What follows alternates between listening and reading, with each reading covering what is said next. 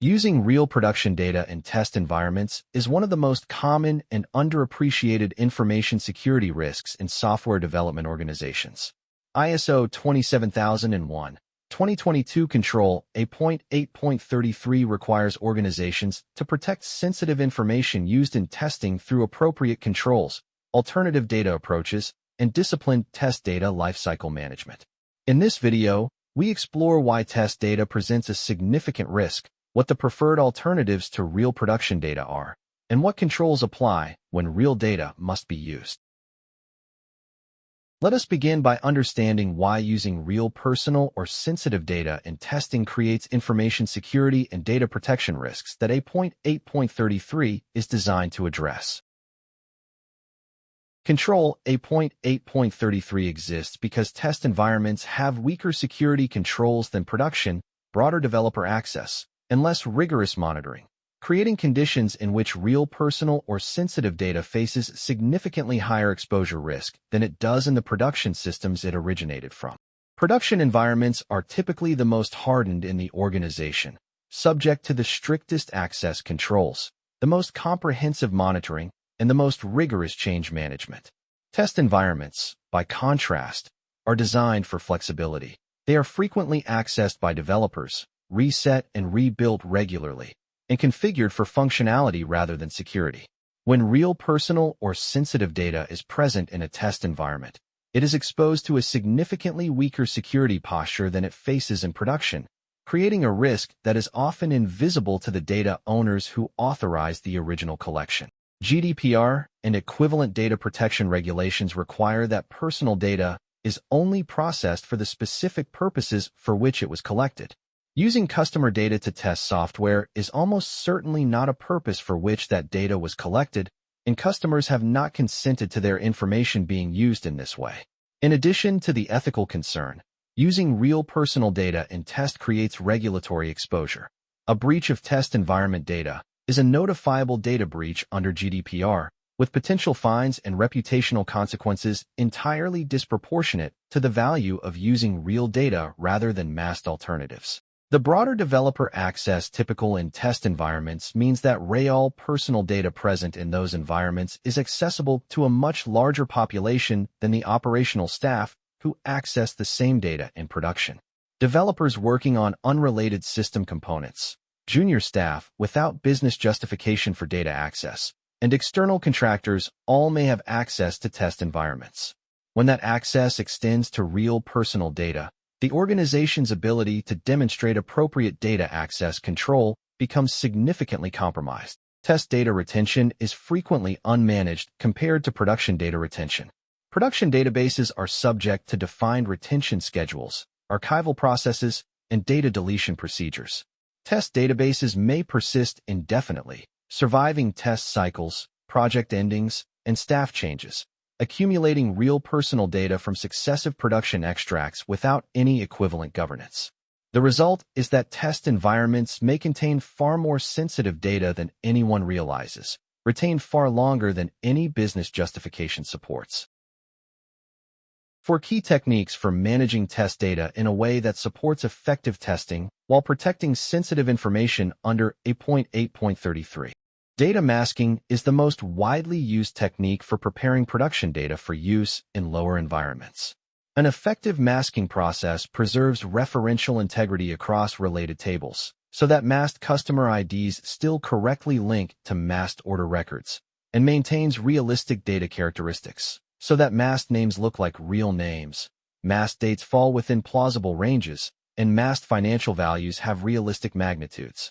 The masking transformation should be deterministic and irreversible, and the mapping between real and masked values should never be stored in the test environment. Synthetic data generation creates entirely artificial data sets that have never corresponded to real individuals or events. Modern synthetic data tools use statistical techniques to generate data that mirrors the distributions, formats, and relationships of real production data without containing any actual personal information. Synthetic data eliminates the privacy risk entirely. There is no real individual whose information could be exposed in a breach, while providing development and test teams with representative data volumes and characteristics for functional and performance testing. True anonymization is technically demanding and frequently misunderstood. Simply removing direct identifiers such as names and email addresses is insufficient. Combinations of other data fields such as date of birth, postcode, and gender can be sufficient to re-identify individuals in many datasets. Genuinely anonymized data must withstand re-identification attacks using external reference data. Where genuine anonymization is achieved, the resulting dataset falls outside the scope of data protection law, removing the compliance obligation associated with its use in testing. The test data lifecycle encompasses the complete journey of test data from creation through to deletion. It includes the authorization process for creating test datasets from production data, the access controls applied to test data in lower environments, the retention period after which test data must be deleted, and the deletion verification process that confirms data has been removed. Without lifecycle management, test data accumulates without governance, creating a hidden repository of sensitive information that grows with each test cycle. Now let us explore the controls that must be applied when real data is unavoidable in testing, and how test data lifecycle management prevents long-term data exposure. When real data must be used in testing, for example, where masked data cannot replicate the edge cases being investigated, ISMS 8.33 requires the organization to apply production equivalent access controls, document the approval, encrypt the data, and delete it immediately after the testing activity is complete. When genuine business justification requires real data to be used in testing, typically because the specific data characteristics needed to replicate an issue cannot be reproduced with masked or synthetic alternatives, the test environment must be configured to the same access control standards as production for the duration of that data's presence. This means restricting access to only those individuals with business justification, enabling equivalent monitoring and logging, and removing the broader developer access that test environments normally support. The elevated control posture should be maintained until the real data has been deleted. Documented approval is required before any production data is extracted for use in a test environment. The approval should identify the specific data to be extracted, the purpose of the extraction, the individuals who will have access, the controls that will be applied, and the date by which the data will be deleted. The approval should be obtained from the data owner, typically the business function responsible for the data, and from the information security or privacy function. Without documented approval, real data extraction is an unauthorized processing activity, regardless of the technical controls applied to it. Encryption of sensitive test data provides a technical safeguard that limits the impact of a data breach from the test environment. If the test environment is compromised, encrypted data cannot be accessed without the decryption key, reducing the consequence of the breach. Encryption should be applied at rest and in transit, using the same standards applied to production data. Crucially, the deletion obligation is equally important.